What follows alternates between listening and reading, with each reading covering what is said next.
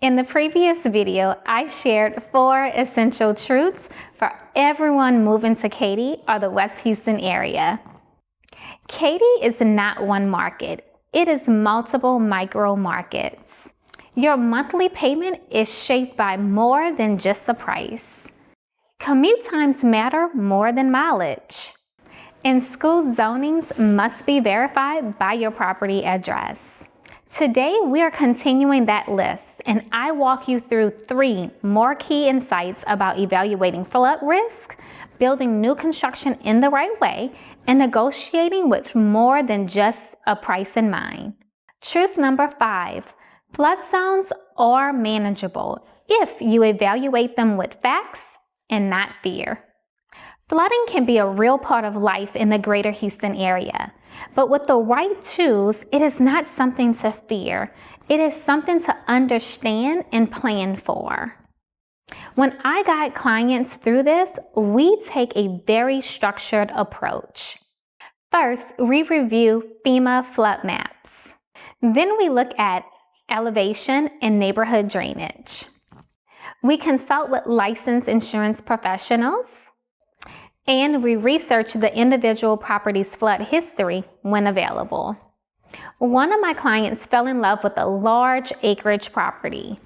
On the surface, it looked risky. The raw land was classified as being in a 100-year flood plain. However, when we dug deeper, we found out something important. The home site pad itself was actually located in a 500-year floodplain. And not only that, the builder had added additional dirt fill, elevating the pad well above even the 500-year base flood elevation. The result? A home that was strategically positioned to reduce actual risk far below what the general flood map implied. The takeaway, you might ask? Labels alone like a 100-year floodplain do not tell the whole story. Elevation, grading, pad height, and drainage design really matters. So we will not make assumptions about a property's flood risk. We will verify, consult, and build with confidence and facts. Truth number 6, new construction looks perfect, but inspections tell the truth. New construction is a major part of the Katy and West Houston market, but new does not mean flawless. Even well-respected builders can miss critical issues during the process. I have walked beautiful homes that looked immaculate on the surface, only to discover mechanical issues, HVACs not installed properly, electrical code violations, or roof framing issues, to name a few. These would have gone undetected without early inspections. This is why I recommend phase inspections for every ground-up build. Foundation inspections, they confirm structural integrity and elevation before framing begins. Your framing inspections are to verify load pads, mechanical rough-ins, and installation quality. Your final inspection is always to ensure all systems were installed correctly and they're up to code compliance. Now, if you're buying an inventory home where construction is already complete or a resale property, a general inspection is still essential.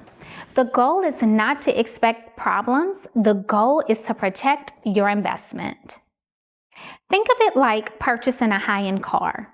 You don't just admire the paint job, right? You check the engine, the alignment, and the systems. That same mindset applies here. You are not just buying a finish. You are buying the structure that holds it all together. Truth number 7, in 2026, negotiations is not just about price. It's about strategy. One of the biggest myths in this market is that negotiations come down to the number. But in the West Houston, and especially in Katy, that is only one part of the equation. Right now, we are still seeing multiple offers or full price offers on well-positioned resale homes, particularly those in desirable school zones, updated condition, or under certain price points. In those situations, Price matters, but terms always win the deal. Strong offers in resale scenarios may include the following: flexible possession dates, buyer paid survey or title policies, appraisal flexibility, and inspection periods that protect the buyer while still being competitive. On the flip side, some resale homes that have been sitting longer are seeing price reductions. However, expect clean offers with buyers being flexible with terms or even leaseback accommodations for the sellers. In new construction, it is a different rhythm. Builders are being more flexible with incentives, design center credits, and sometimes pricing, especially in communities where inventory is sitting longer due to the shift in buyer demand. The key is understanding what levers exist based on the property type, market activity, and your priorities. This is how I structure offers, not just to compete, but to align with your financial comfort and long-term goals. Later in this series, I will walk you through a real-life negotiation, how we position the offer, what the seller responded to, and why the outcome worked for that buyer. And in the next video, I will share what families say they wish they had known before moving here, because hindsight should not cost you time or equity.